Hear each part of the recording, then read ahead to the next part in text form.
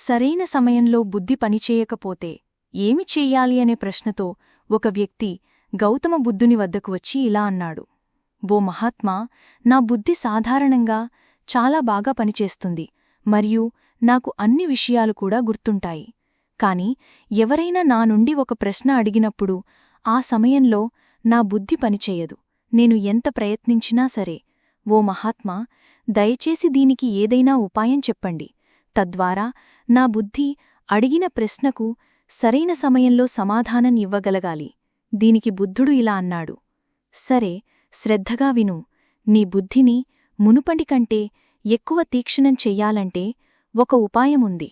నీవు రాత్రి పడుకునే ముందు ఆ రోజు నీవు చేసిన పనులు, ఎంతమందితో కలిశావు, వారితో ఏమి మాట్లాడావు, ఈ అన్ని విషయాలను తదుపరి 30 రోజులపాటు ప్రతి రాత్రి గుర్తుచేసుకుని నిద్రపోవాలి.